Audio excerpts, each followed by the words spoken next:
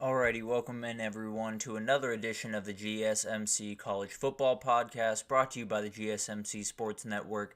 I'm your host, Tommy Brzee. It is May 17th, a Friday here, and we have a great show for you today. We're going to start talking more about the ACC and Florida State and Clemson and how they seem to be pretty cordial, but it doesn't mean that they're not heading for those two schools leaving that conference. Seems like that is actually getting kicked up a notch a little bit. And then we're going to get into Dabo Swinney's comments about the portal. He is being very staunch about his position that he will not take players in the portal, and I'll get into why that could spell the end of Dabo Swinney at Clemson. And then we'll get into some top 100 players in the country. On3 released their top 100 players, so I wanted to get into that a little bit, let you know who's up top, what teams kind of dominated the day, and which quarterback is leading the way for this group. And then we'll get into spring reactions for the Big 12 again. One more part to this. We have a part 3 today with TCU, UCF, West Virginia, and Iowa State that I want to get to. And then finally, we'll talk about College Football 25. It is a full reveal day today.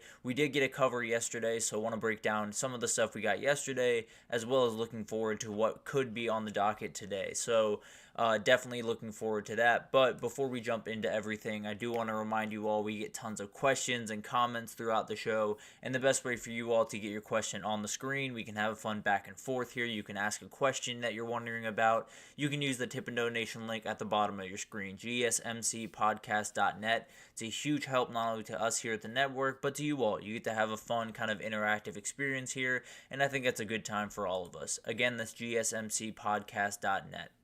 But let's jump right in, and let's talk about the ACC, Florida State, and Clemson. This has obviously been a huge topic of conversation on this podcast and across college sports right now, because it would totally transform not only college football, but every other college sport at those respective universities and the ACC overall. So one of the big things that happened this week was the ACC spring meetings. Every conference has spring meetings where they go over different things, different, rule changes, roster construction, whatever it may be that's on the docket for that day.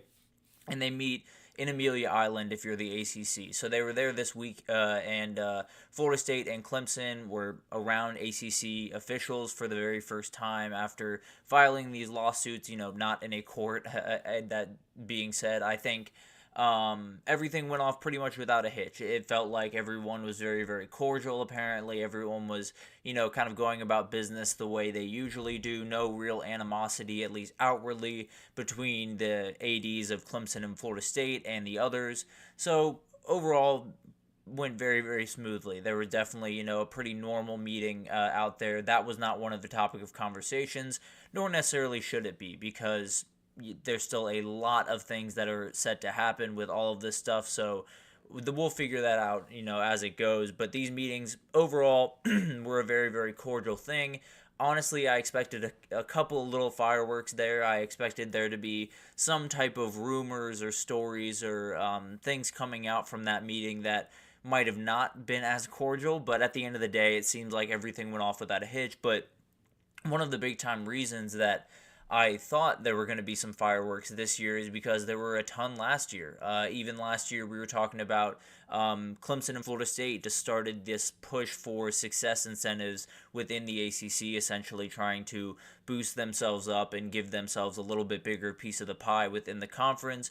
We also had 7 schools. There was leaked that they were exploring potential exits from the conference. So this was a very, very big meeting a year ago, and it seems like this year was a little bit more tame, but that doesn't mean that it's not going to be a crazy couple of months, couple of maybe years for the ACC the next little bit.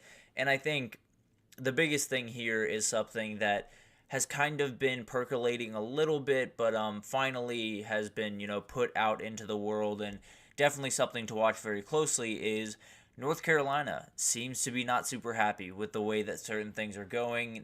It's a $17 million deficit between UNC is dealing with a $17 million deficit in the school's athletics budget, and with that big old gap between you and the SEC and the Big Ten, it creates some problems, right? So Bubba Cunningham, their AD, was definitely very outspoken about this. He's become a little bit more outspoken with the current things that are going on with the ACC, and the UNC Board of Trustees is meeting on Thursday. So they're meeting, or they met yesterday, I suppose, and haven't heard any details necessarily from that. But it sounds like Bubba Cunningham was there, and we'll see what kind of happened within that, within those conversations, because it could have gotten very interesting. UNC, I've long held that they are the big domino. I fully understand that when we talk about college football, it's Florida State and it's Clemson, and those are the teams up top, and that's really kind of just the way it is. But when you look at everything that goes into this, I suppose, you look at, who has a fantastic athletic department, a fantastic academics that, excuse me, I'm dealing with a little bit of a throat issue today, but you have top academics that definitely help out the ACC in the grand scheme of things. You have a big-time brand in UNC, and you're in a huge state that would have a lot of implications for other schools within that state. Duke wants to be where UNC is because you want to keep that rivalry alive. Same thing with NC State, and probably the same thing with Wake Forest, because if those 3 leave, then a lot of things have happened in the ACC that Wake Forest is definitely going to be looking for somewhere else to play. So I think this is the major domino. I think if this is the one to fall, if this is the next group to file a suit against the NCAA and, come out against not the NCAA, the ACC, excuse me, and they come out aggressive and they're, coming after them for something different than what Clemson and Florida State have, it could be the big thing that officially kind of buries the ACC. And it's something that, a lot of us have bemoaned on here for quite some time. I think it's something that none of us want to see, but at the end of the day, if you lose Florida State and Clemson, it's further from ideal. You never want to lose those 2 teams. You never want those big brands walking out, especially Florida State, probably one of the biggest brands in the ACC right now. But you can live without those 2. You don't want to live without those 2, but it sounds like that's the reality that you're under. They are on their way out. Now you have to try to handle it professionally and get them out for as much money as possible so you can deter others from doing the same. And it's something that the ACC is trying their darndest to do, but it might just be impossible. And it's not to say that they can't figure this out and be a viable conference without Florida State and Clemson. I think if you took that at face value and just left out the part where other schools could get involved, if it was just those 2, I think the ACC would be okay. It wouldn't be the conference that it is right now, of course, but they would still be in that Power 4 conversation. Maybe you add Oregon State and Washington State, and you just kind of keep moving as, a lower entity, don't get me wrong, probably would be below Big 12 at that point in terms of the college football playoff distribution. But at the very least, it would be a standing conference, and you'd have some people in that room like Duke, like UNC, like Virginia, like Miami is a huge fish in this as well. So I think there's a world where the ACC can live without Clemson and Florida State. There is not a world where they can live without UNC. And it's not necessarily to say that UNC is that much more incredible than those other 2 schools or holds that much more weight. I tend to believe that they do to a certain extent. But if UNC falls off the map, that number of, the CFP distribution, whatever that number is, I believe it's somewhere around 15 million a year, if I'm not mistaken there, but 17 million a year. That's what it is, 17.1. It finally came to me. But that number gets decreased significantly. And if you're UNC looking around and saying, if Florida State and Clemson leave, we're likely going to be that fourth-tier team, right? You're probably going to lose that pedestal to the Big 12, and they'll kind of reallocate and push more to the Big 12 and less to the ACC, and maybe more to the SEC and the Big 10, depending on where Clemson and Florida State end up in this grand scheme. But if UNC leaves, that number turns from, being a close fourth to the Big 12 to being a very distant fourth, and maybe closer to a Group of 5 team or a Group of 5 conference in that kind of negotiation than a Power 5 conference. So it's a very scary proposition for the ACC right now. I'm doing my very best to try to figure out a way that they can get out of this, that they can find a conference that makes sense, that, they can keep UNC around, they can keep Miami around, they can add people like Oregon State and Washington State, among maybe others, who knows, but I want to believe that. I want to believe that that's the future that we have here, but I don't see that being the case. I think Florida State and Clemson, frankly, I thought they were gone the second that they filed those lawsuits. I think the ACC probably thought the same, but if UNC jumps into the group, a lot of other people are coming in right after him, whether it's the North Carolina contingent where you have Duke, NC State, and Wake Forest, or it's Miami, or it's, Georgia Tech, whoever it is. I think UNC is the domino that the ACC very much does not want to fall, and I think right now you're walking a very tight tightrope. You have Florida State and Clemson right on the edge of leaving your conference. You have to start thinking about backfilling and how you're going to handle the college football playoff discussions and all of this different stuff that is coming down the road. But you can do that. Technically, in a perfect world, you can handle that type of hit.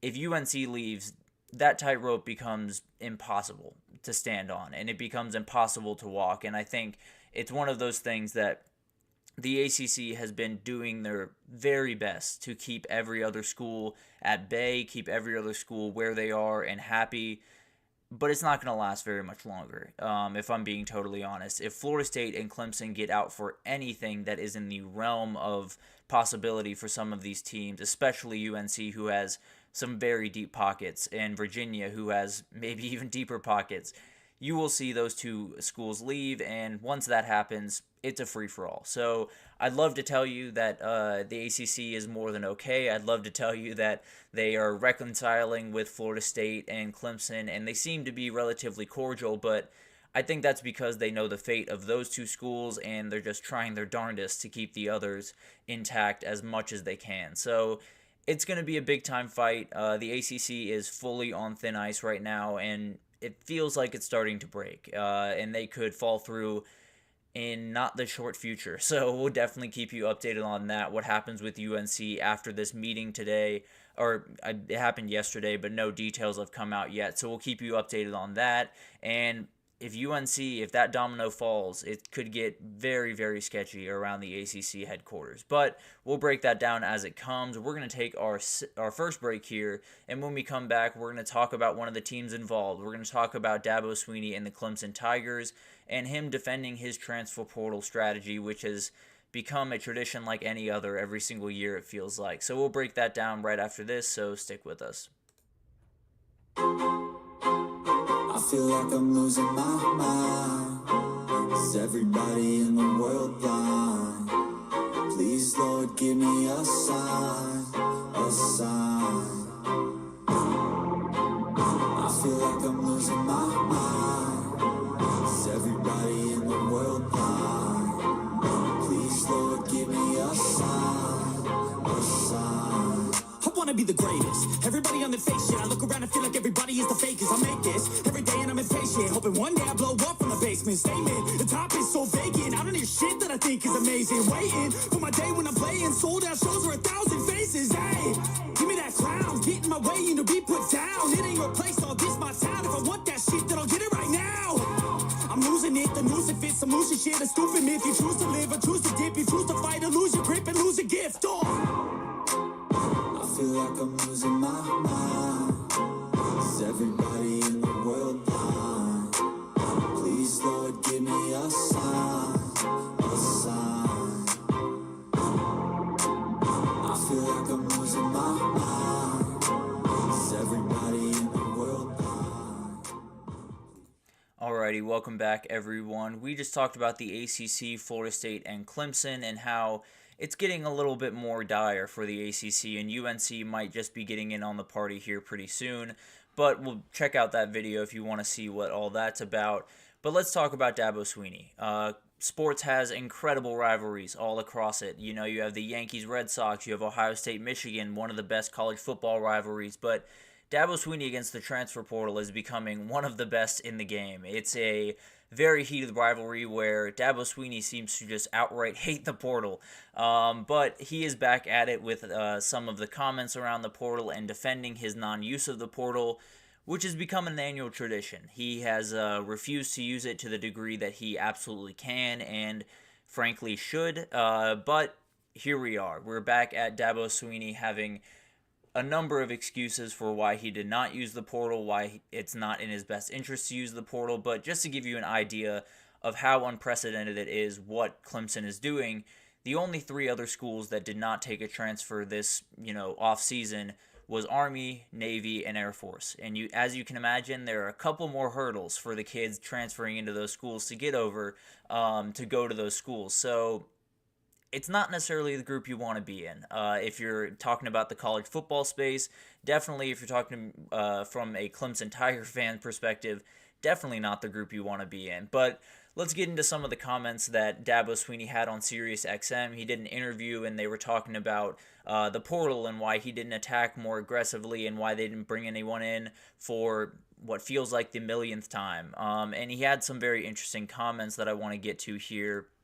And it starts with one that got circulation a little bit on Twitter the last couple of days, but he said, it's pretty simple. Most of the guys in the portal aren't good enough to play for us. That's just the reality of it. Here's the thing.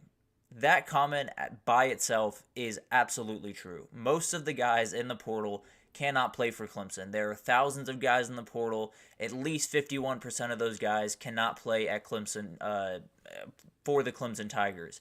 Plenty of them can. And I know that because Georgia picked up some, Alabama picked up some, Texas picked up some, Ohio State picked up some. These are all schools and all programs that are ahead of where Clemson is right this second. So that's not necessarily an argument to be made. I understand that technically he's right. Most of the players in the portal cannot play at Clemson, but plenty of them can, and you left a lot of meat on the bone. And he said it wasn't an intentional thing. He said he reached out to a couple of guys, but they've got to love you too, as he said.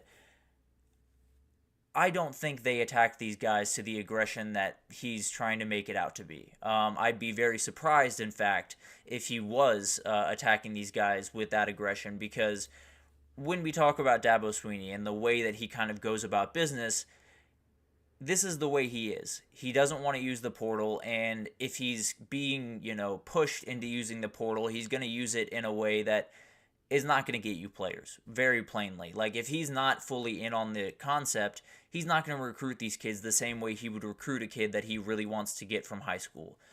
So it's one of those things that it's impossible to say, we are not going to be a part of the portal, we don't love being a part of the portal, but also we're going to, kick around some cans on a couple of guys and maybe we'll see if they want to come. But if they don't love us, they're going somewhere else and that's whatever.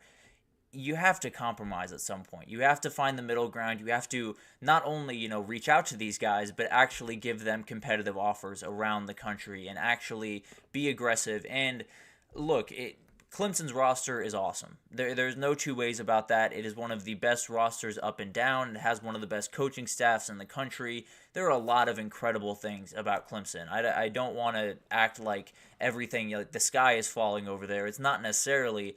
But with some of the guys they lost a starter at wide receiver in Bo Collins. They lost DBs in Toriano Pride Jr. and Andrew Makuba in the back end.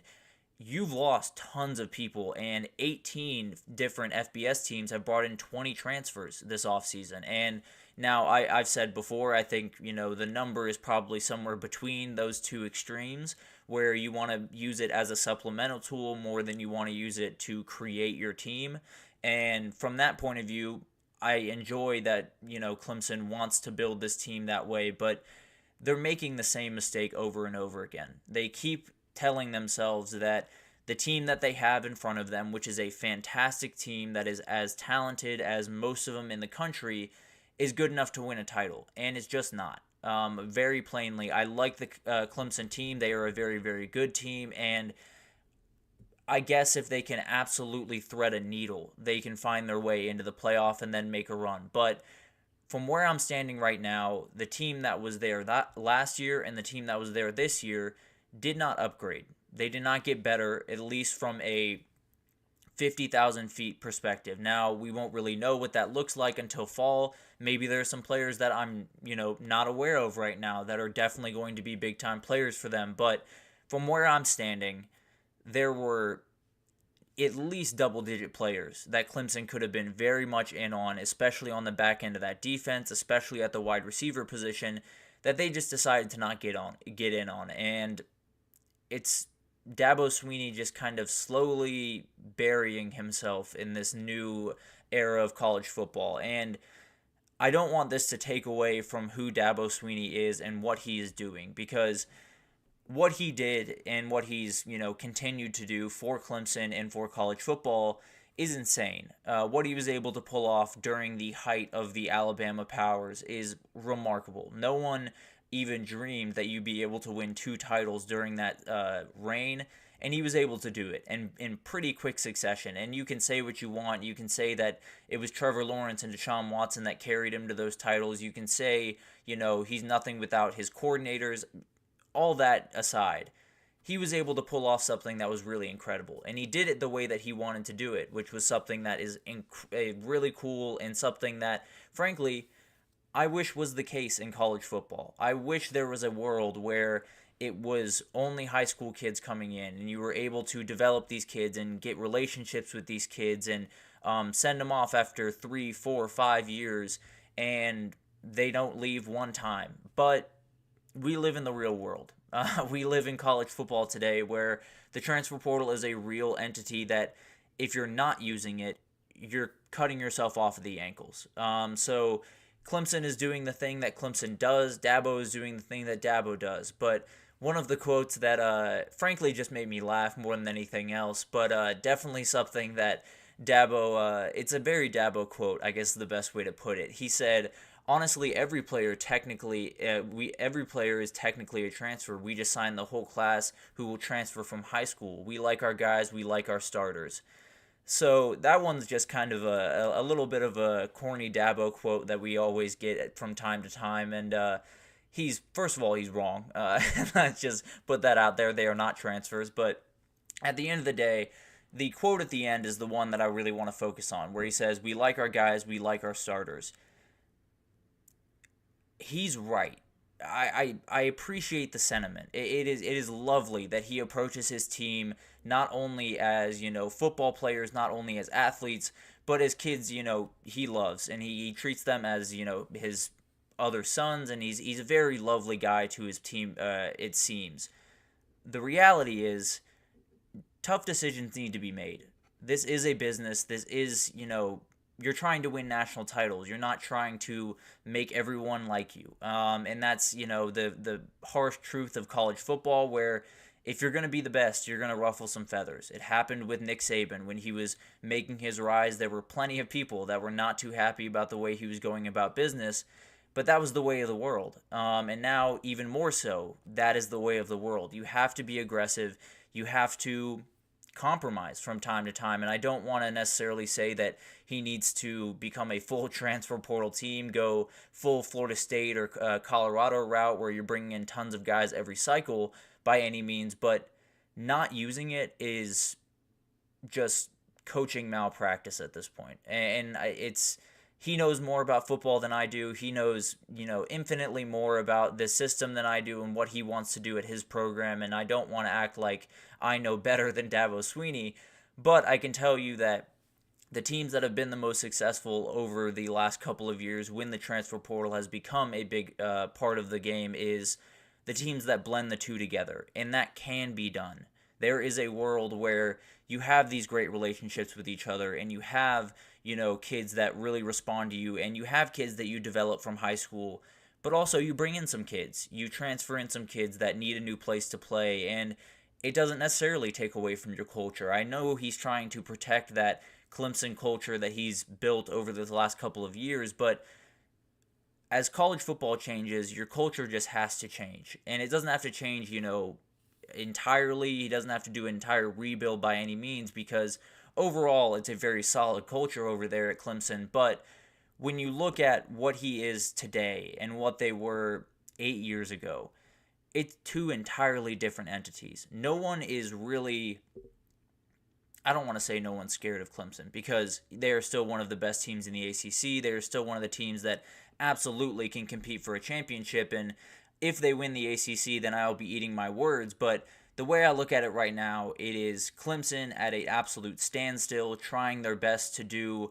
it their way, and then all of these cars just lapping them around the track over and over. You have Florida State just winning the ACC and then building off that, getting a remarkable transfer portal class.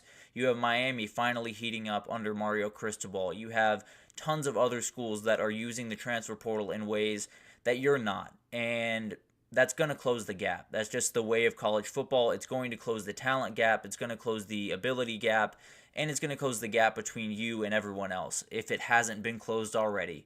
So Clemson is in a position where a lot of things are changing. Realignment is coming. Florida State is coming. They are fully here at this point. Miami is a team that is on the rise, among others.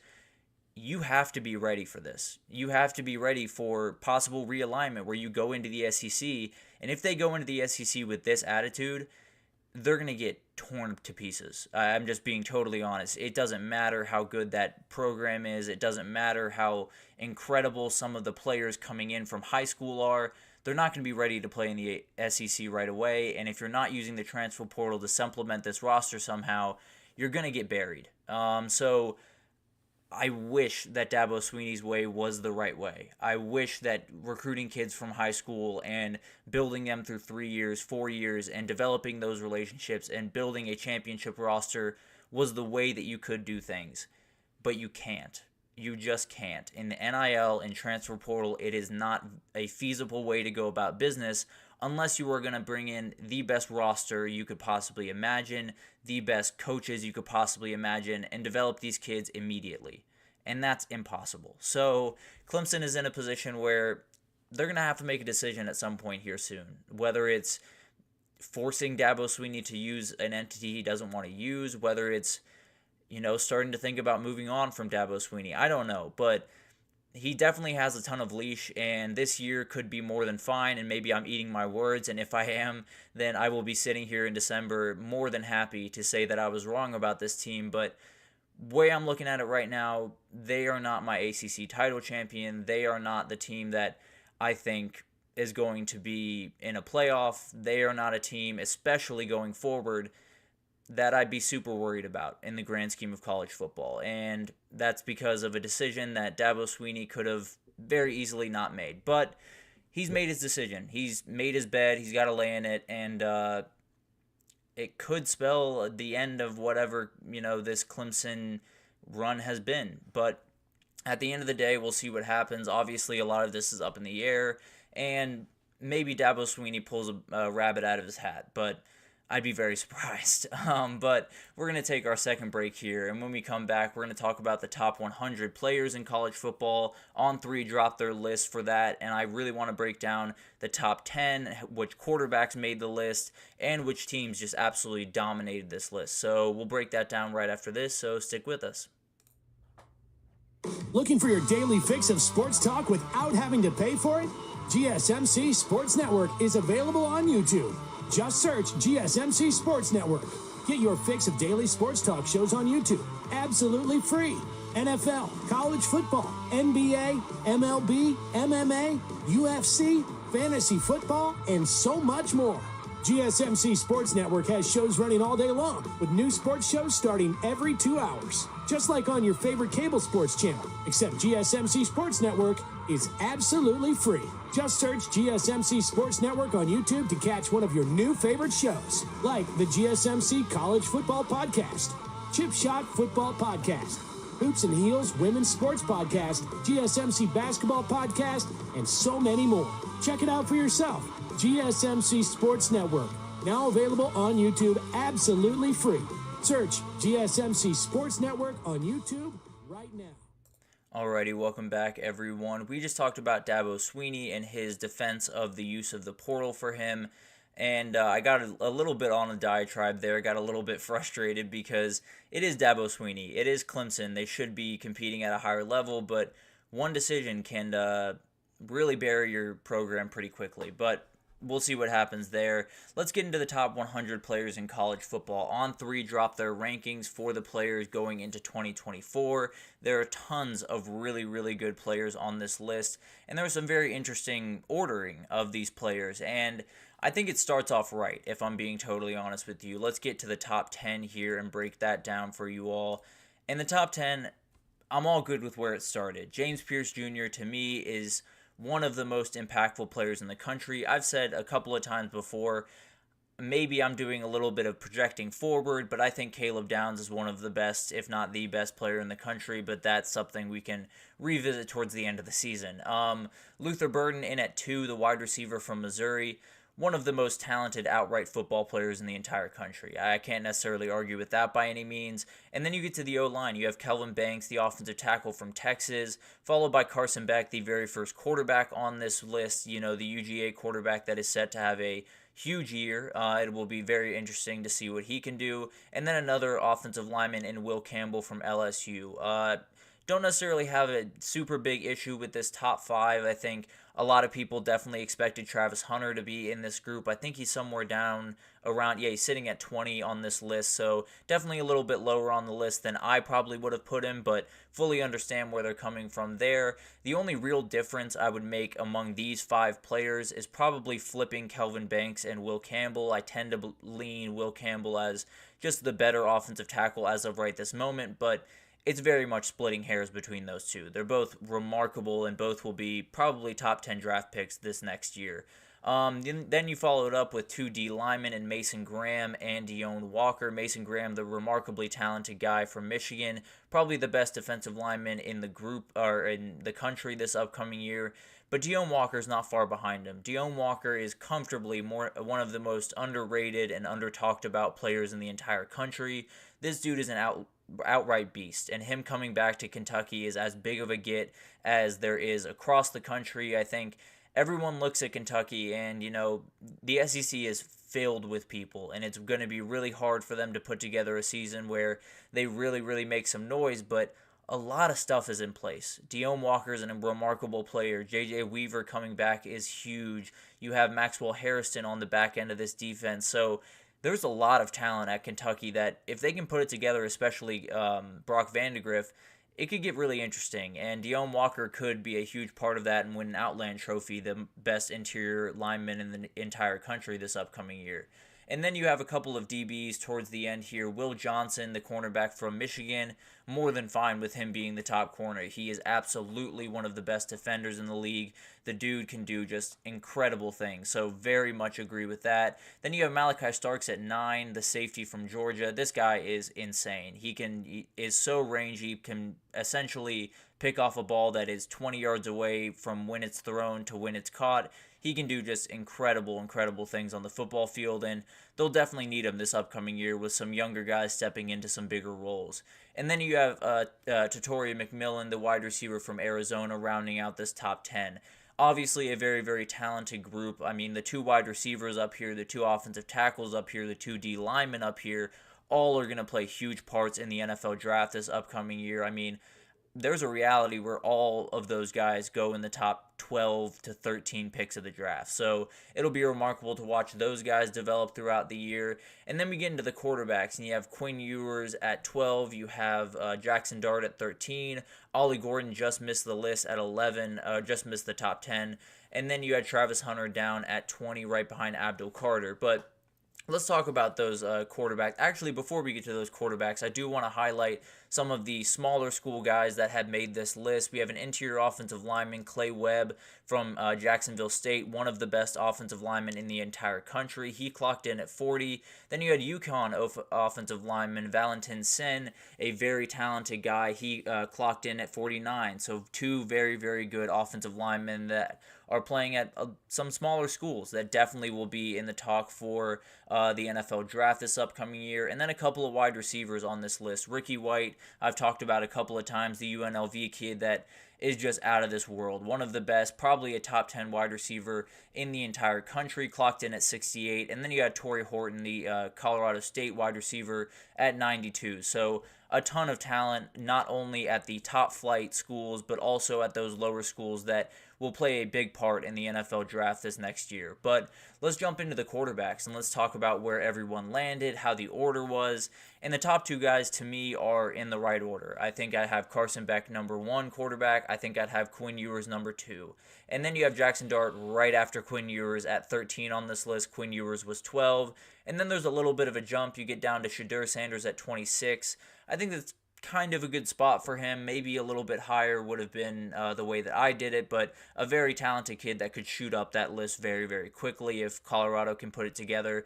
Then you had a back-to-back with Jalen Milroe at 33 and Dylan Gabriel at 34. These guys were right on the outside of what they called the 5-star group, so if you're not aware, in the recruiting world, there's 32 5-stars in every single class, so 1 to 32 was considered the 5 stars of this year, and then everyone else was kind of grouped into different categories. So these guys barely missed that list, two very talented quarterbacks. And then we had another back-to-back down at 55 and 56. Cam Ward at 55 is a guy I feel like more and more people are starting to come around on. He has elite talent and is finally in a position where I think he's ready to roll. I think he can absolutely tear apart the ACC and do some things that might just give Miami a shot at the ACC title and the playoff this upcoming year. Then you have Will Howard at 56, a little bit high for my taste, but a very, very talented guy that can do a ton of really good things. There are plenty of people that don't necessarily think he's quite as good as I tend to think, but I think he's one of those guys that is going to be able to execute that offense at a very high clip, and I think Ohio State fans will be more than happy with Will Howard this upcoming year. You have Riley Leonard coming in at 61, another guy kind of like Will Howard coming in from another school. Not necessarily the most dynamic guy by nature, but a very, very talented guy that can run an offense to an elite degree. So very excited for what he can do at Notre Dame. Was injured throughout spring, so we'll see what he actually looks like at Notre Dame a little bit later on in the offseason. And then you have, towards the end of the list, you had Brady Cook at 80 and then Garrett Nussmeier at 82. A little bit surprised that Garrett Nussmeier made the list, given that he hasn't, started a ton of games quite yet. But frankly, I would have put him on this list. I think he is a top 100 player in the country. I was just a little bit surprised given, where he is as of right now in his career. But let's finish it out with what teams absolutely dominated the day, and you can imagine who's up top. It is Ohio State. They had 9 guys in this group. I mean, it goes to show you just how important some of those guys that came back that could have gone to the NFL draft. You talk about Denzel Burke, Jack Sawyer, JT Tuimoloau, all of those guys, very, very talented and would have gotten drafted, I'll be plainly honest with you. But they decided to come back, and it's reaping rewards, at least at face value for Ohio State right now. It's just insane. And it's full go time over in Columbus. I mean, they got to win a title, right? I think everyone understands that. I think Ryan Day, more than anyone, understands that. And they have the dudes to do it, that's for sure. Michigan comes in at 2, which you might not expect with all of the guys that are walking out, but there's plenty of talent on this defensive side of the ball. Colston Loveland and Donovan Edwards were the only offensive players of this 7, but you have guys like Mason Graham, you have Kenneth Grant, you have Will Johnson, tons of talented guys all across this defense, so they're still Michigan. They're definitely taking a big-time hit at quarterback in particular this upcoming season, but they'll be just fine because they have plenty of talented guys, especially on that defensive side of the ball. Then you get to the slew of teams that had 5s, and it starts with Georgia. They did have the top quarterback, so I'll put them ahead of the rest of these just for that alone. But I think if you lengthen this list to 150, I think you probably have 3 or 4 more UGA guys on this list, but a very, very talented group. I think Carson Beck leading the way is something that Georgia fans aren't really used to be totally honest with you. They usually have the quarterback that is outside these lists, to be totally honest with you. And now Carson Beck being not only on this list, but the top quarterback gives you an idea of how things are kind of shifting over there in Athens. And then you have Texas at 5. They brought in a couple of guys that definitely played a big part in this. Isaiah Bond and Trey Moore were both on this list, both remarkably talented, having the top offensive lineman in Kelvin Banks, and then the number 2 quarterback on this list in Quinn Ewers, gives you an idea of where Texas is at right now. And then Bama's still Bama. They still have dudes all over the field, particularly in that offensive line. 3 of the 5 offensive linemen were on this list, along with Jalen Milroe. That is an outright foundation for this offense to at least be solid this upcoming year. Deontay Lawson was the other guy on this list, so they're still in a position to be very successful. And as long as some people can step up on the back end of that defense, they're very much a title contender, as much as people would like to not believe that. Oregon has 5 guys on this list, but they're all clumped from 34 to 48. So a lot of very talented guys that are right towards the top of the entire country. You brought in a couple of guys from the transfer portal. Dylan Gabriel obviously kicks off this group at number 34. And then you have Evan Stewart and Jabbar Muhammad, 2 transfers that came in that are not far behind him. Notre Dame had 5 guys as well, a very, very talented group that has 3 of the best defenders in the country. You had Benjamin Morrison coming in at 15, Harold Cross III coming in at 21, and then Xavier Watts at 71. Ole Miss has added, insane amounts of talent through the portal. Princely Umanmielen was on this list. Walter Nolan was on this list. We had tons of guys from the Ole Miss group that was on this list. And then you had LSU, which might be a little bit surprising to you, but I bet you can imagine which side of the ball they're on. The vast majority, the only defender is Harold Perkins on this list, a very talented kid that can do remarkable things this year if utilized the right way. You have both offensive tackles and Will Campbell and Emory Jones on this list. CJ Daniels, a Liberty transfer as well on this list at 90. So a remarkably talented group, especially on the offensive side of the ball. And when you have a player like Harold Perkins, some of that defensive problems can get fixed fairly quickly because of just how good he is. But a remarkable list, it gives you an idea of not only who are the good players, but what positions they're coming from, how spread out it is, with some of the smaller teams getting some players in that group. So it's just going to be a really remarkable year in college football. I think when you look across the board, maybe the quarterbacks aren't quite to the level. Maybe you don't have that big-time quarterback coming back like you had with Caleb Williams a year ago. Maybe you don't have, the uber big-time names as of right this second. But there's so much talent, and it's very much spread out across a ton of different positions. You have tons of really talented offensive linemen, tons of really talented wide receivers, running backs, corners, safeties, defensive linemen. It's across the board, and it's not only at one team or a couple of teams. It's at a ton of teams. I mean, we talked about Deone Walker, number 7 in the country at Kentucky. So it's going to be a fantastic year, I think, with all of these talented guys. There's definitely going to be some matchups that are going to be appointment television, that's for sure. But let's take our third break here, and when we come back, we're going to talk about spring overreactions. We'll go back to the Big 12. This is going to be part 3 of this. We'll get to TCU, UCF, West Virginia, and Iowa State, and kind of break down what I kind of took away from their spring and what this season could be holding for those teams right after this. So stick with us.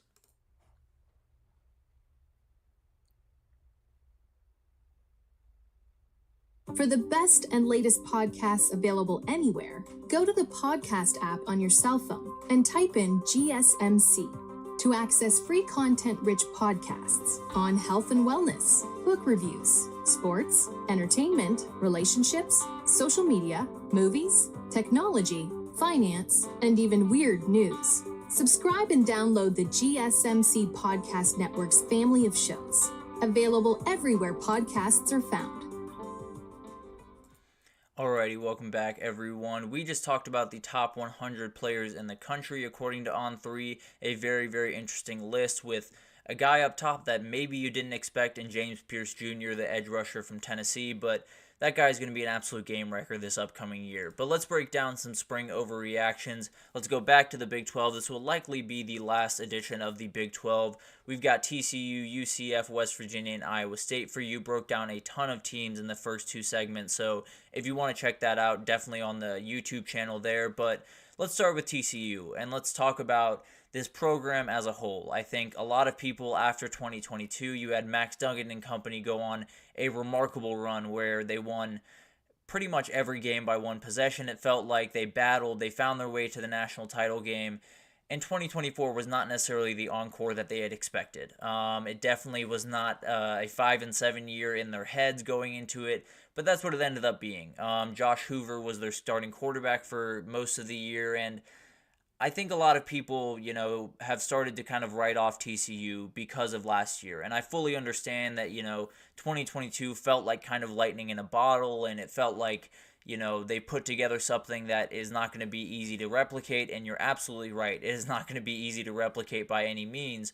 But I still think this program is going in the right direction. I still think they are on the rise, despite the small blip a year ago. Josh Hoover was the starter for the majority of last year, and I think he went through some growing pains. He did not necessarily play the football that he is capable of playing, but a very talented kid that I think fits Sonny Dykes pretty well. I think he's someone that is kind of like Max Duggan in style and the way he plays and just kind of the energy he gives the game.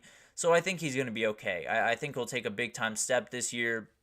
The issue is, when you're in the Big 12, it's hard to keep on the rise right now. There's so many talented teams that are clumped very, very close together up there at the top, and TCU is just a rung below those teams. So it's going to be really tough for them to figure that out, but there are plenty of guys on this team. Savion Williams is a very talented guy at wide receiver. J.P. Richardson, the exact same.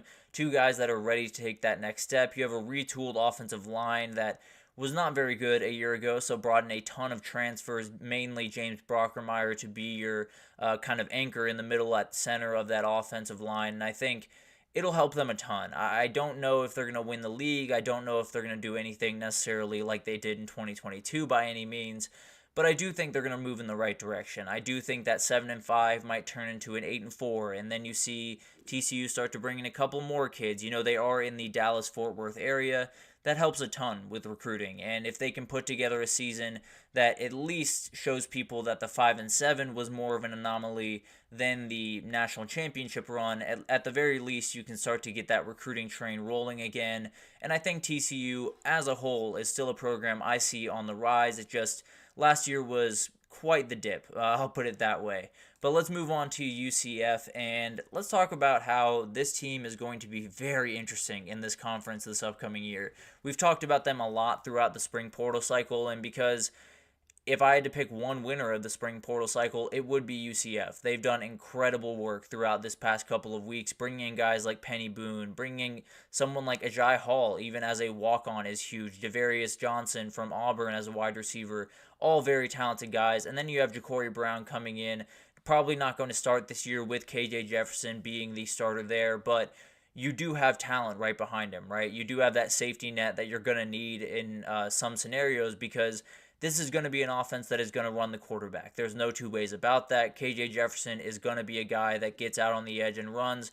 Good news for him is he is an absolute tank, so doesn't necessarily carry the same injury worries that some other guys do, but you definitely want that backup to be ready to go. And Ja'Cory Brown, I think, could run this offense to a higher degree than KJ Jefferson, not necessarily right away, but in the future, I think he has that potential to be just remarkable. UCF does have a manageable schedule, especially early on, does have some tough ones against TCU and Colorado, but those are games that if you can put a win on the board, things get very, very interesting. And then you get to the later parts of the season. You have Arizona and Utah at home. I don't necessarily think they're going to beat those teams, but I think you might look up in the third quarter and say, how is UCF within 3 points of Utah or Arizona or TCU or one of these other teams that they play? So it's going to be a group that I think will not be in Arlington at the end of the year. I can say that fairly confidently. I think they'll be a team that, is going to be physically outmatched at some points, is just going to have a tough time winning some of the games that they're just going to need to win to get to that point. All that being said, there is very little doubt in my mind that we will be leaving the 2024 season saying UCF is a real contender for this conference in 2025. I think Gus Malzahn is building something there that not only makes sense for right now with what UCF is doing, but can build something, that is sustainable in the Big 12. And I think people slightly underestimate what they can do in Orlando from a recruiting standpoint. They're smack dab in the middle of a state that just essentially doles out a remarkably talented kid cycle after cycle after cycle, and being in Orlando does not hurt that. So UCF, if they can get the ball rolling, it might be hard to stop them in the future. But let's break down West Virginia, one of the more disrespected teams I've found throughout college football. And my my overreaction from the spring is they could very easily be the Oklahoma State of 2024. We talked about it, I feel like a couple of days ago when we were going through Oklahoma State's one, and no one was talking about Oklahoma State a year ago. Everyone was focused on Texas and OU. They were focused on Kansas State. They were focused on all these other teams that had a chance to win the conference. And then Oklahoma State just went out there, played really good football, and found their way into the Big 12 championship right after beating Oklahoma. So I feel like West Virginia has that in them. I think they have these players that might not be the top of your mind when you're talking about college football right now, but man, there are a ton of really, really good ones in this group. I mean, Garrett Green starts it off, one of the more underrated quarterbacks in the country. Although I feel like a lot of people have been saying that, so maybe he's no longer underrated.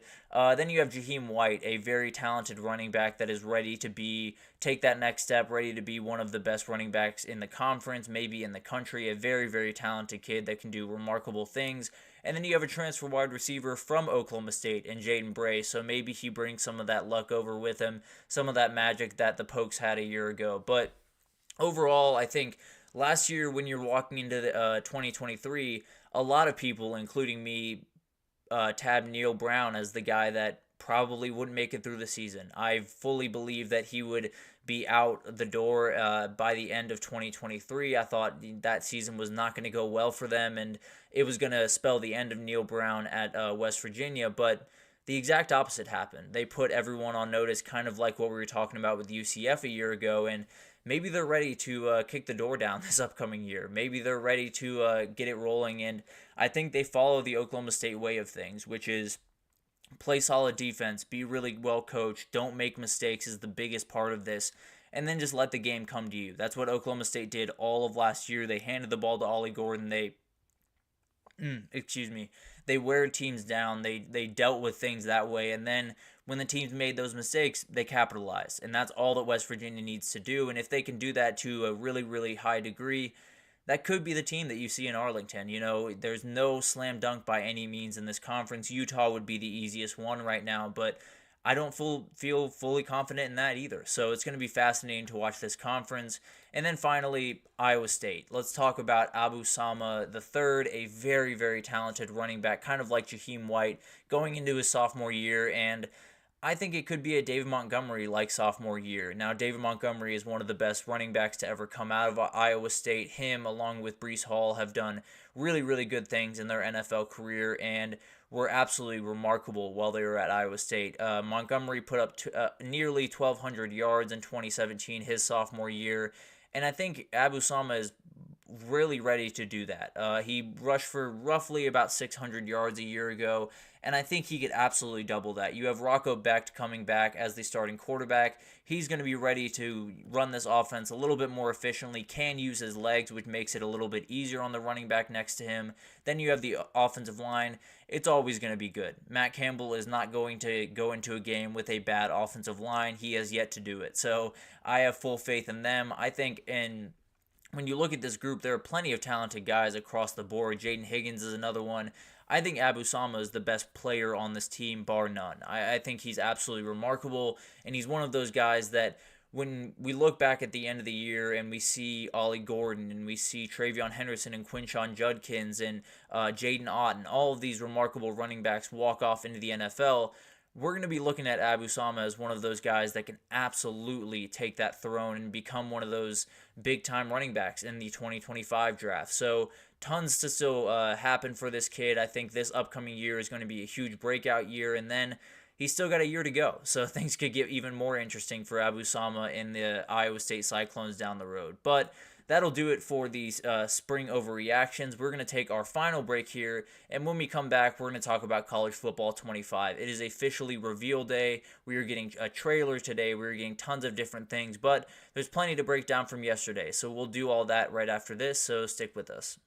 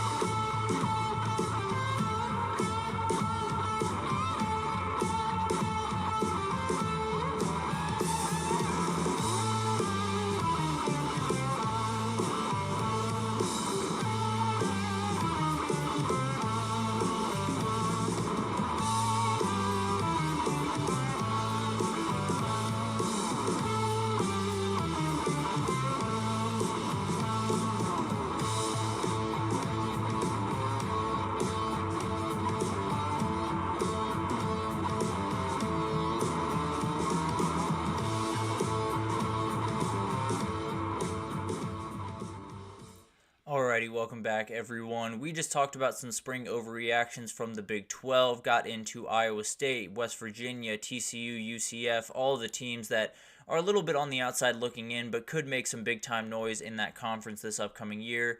But let's talk about College Football 25. It is officially reveal day. Everyone thought it was yesterday, and then they pushed it back to today. And doesn't mean we still didn't get a ton of stuff yesterday that was very, very interesting to look at, but it feels like today at 11 a.m., right after the show ends, in fact, very frustrating for me, but it's going to be a onslaught of very, very cool things coming out of this game. Gameplay, a trailer, seeing some of the traditions in this game, a lot of stuff coming today. But let's break down what came yesterday, because there was a big-time release, especially with the cover. This is something that I'm sure a lot of you guys have seen throughout the last couple of days.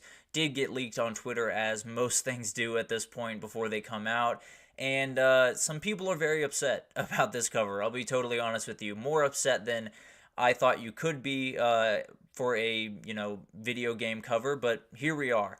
I don't necessarily fully understand it, and I'll break down kind of why for each player, but Quinn Ewers has been getting a little bit of blowback. I've noticed him being probably the least of the three, but definitely still getting some pushback on him.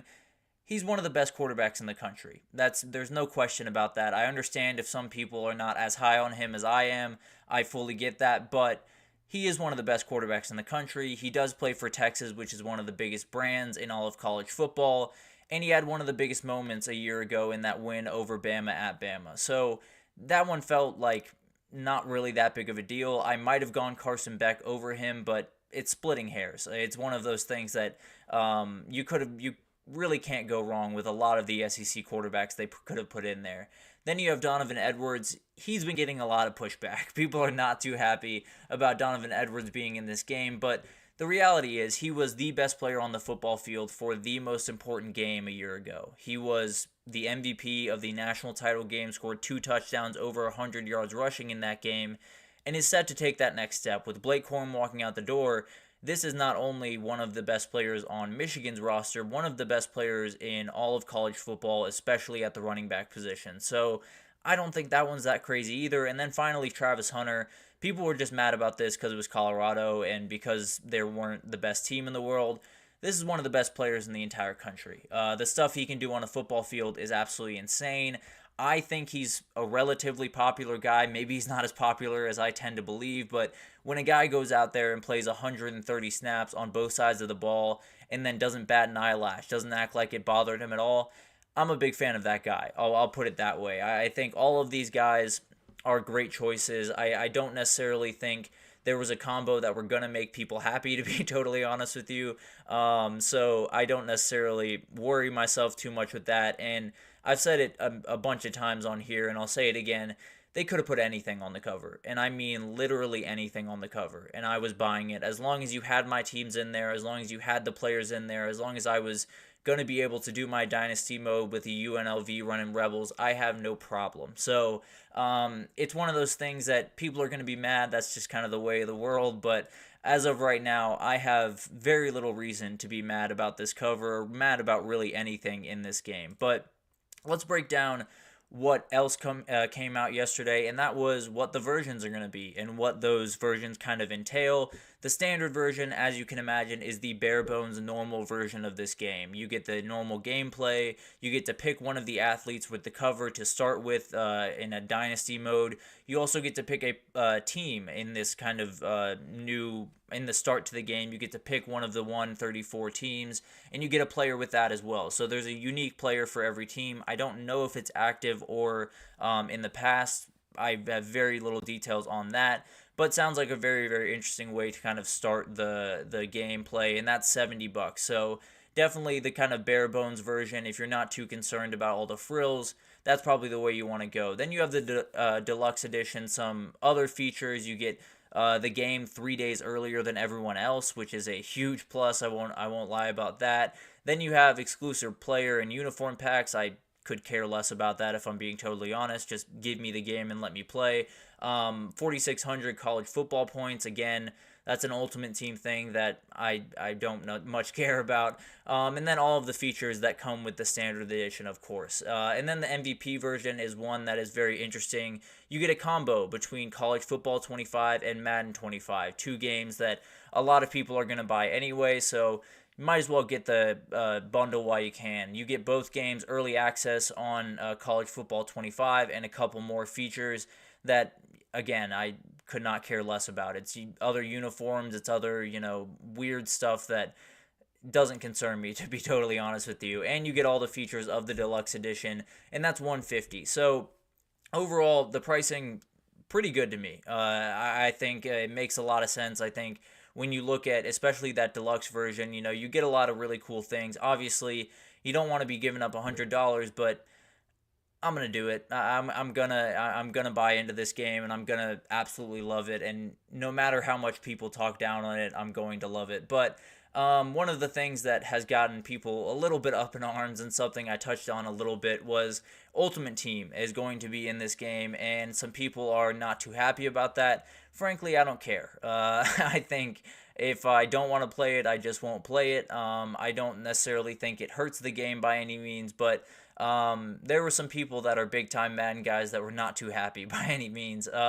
But being able to play GM in college football could be a fun thing for some guys, being able to kind of mess around with the team and bring in some players that you love from other teams to be on your squad is a very interesting thing. Not necessarily something that I'll utilize to a high degree, but definitely something that I'm sure a lot of people are excited about. But that's the news that we got yesterday. But there is tons more coming today. It feels like today is the big time day. We're going to get a big time trailer coming out with tons of different tidbits. We saw Mike the Tiger on that cover for that trailer, and it's definitely going to be very, very interesting. It looks like the graphics are just absolutely incredible. I don't know what other details are going to come out, but frankly, give me whatever you can. I don't care if it's a hype video. I don't care if it's a cool picture. I don't care if it's a tease, a rumor, or whatever it is. Give me all of it. I want to consume this game to the nth degree. Give me everything that you have about this game, whether it's true or not, whether it's, confirmed or not. I don't much care. I just want, more and more details. So I'm definitely going to be very much enjoying my afternoon, looking at all of this stuff, getting excited about this game, and I'm sure a lot of you will as well. I hope that it's not a Madden reskin. I know that's the biggest worry of everyone, given the way that EA has handled this in the past, but I'm hopeful that it won't be. I'm hopeful that there will be enough stuff different that everyone will be happy, but at the end of the day, even if it is a Madden reskin, I'm right there playing anyway. So it's one of those things that, you prefer not to happen, but they're still going to get my money one way or another. So I hope EA Sports does not hear that, because I don't want that to be the case. But at the end of the day, I'm going to play this game bar none. So we'll revisit this on Monday to kind of give you guys an idea of what was released and how cool it is. If I'm excited about it, if I'm not too excited about it. As you can tell, I'm probably going to be pretty excited about it. But it's going to be a really, really fun day. So strap in, get your Twitter going, definitely have the updates roll in, and kind of just enjoy this, because now we have to wait probably another about 2 months to get the game. July 19th is the official release date for it, so we're going to have to wait a little bit. But consume all the content you can today, consume everything you can today, because you might just have to hold on to it for a little bit before we get this game in all its glory. But that'll do it for this edition of the GSMC College Football Podcast, brought to you by the GSMC Sports Network. Your support means a lot to us, so please remember to subscribe to the show, leave a positive review. It does make a huge difference. Also, follow us on Facebook, Twitter, TikTok, Instagram, all of the social pages for all of the content and updates you could possibly need. We have incredible people doing work across every single sport you could possibly want over here at GSMC. So come on over, and we have you covered with anything you could possibly need. But thank you once again for listening, and I will see you guys on Monday. Mm-hmm. Mm-hmm.